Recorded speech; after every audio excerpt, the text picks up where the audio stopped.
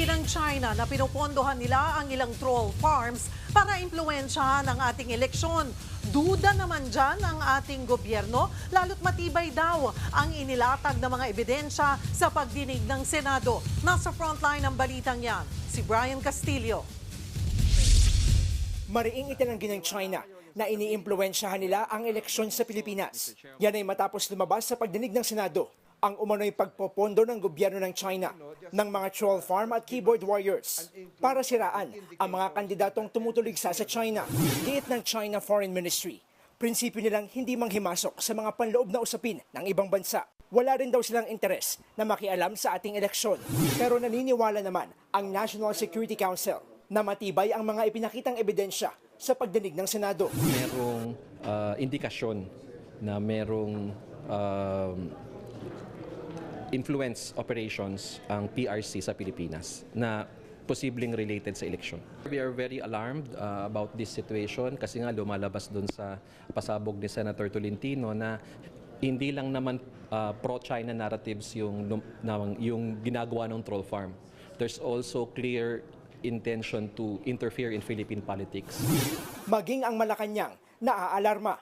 Ito po ay talaga nakakaalarma at paiigtingin pa po natin ang sa utos na rin po ng ating administrasyon na imbestigahan ng malalim para malaman po natin kung ano man ang katotohanan.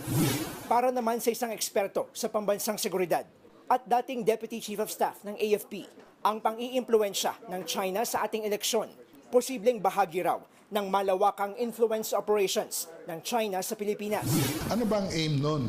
Is to subvert the will of the people, to convert them so that they will not be antagonistic to a country but serve their interest kung sino man yung sponsor.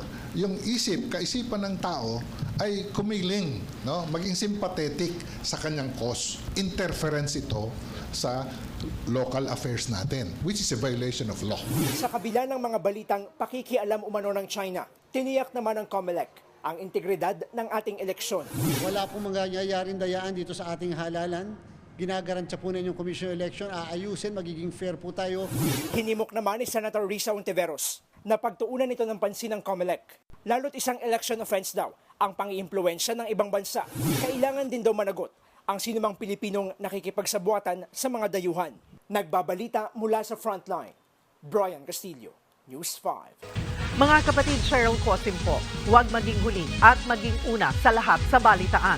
Para sa tuloy-tuloy na talakayan sa Frontline, mag-follow at mag-subscribe sa social media pages ng News 5.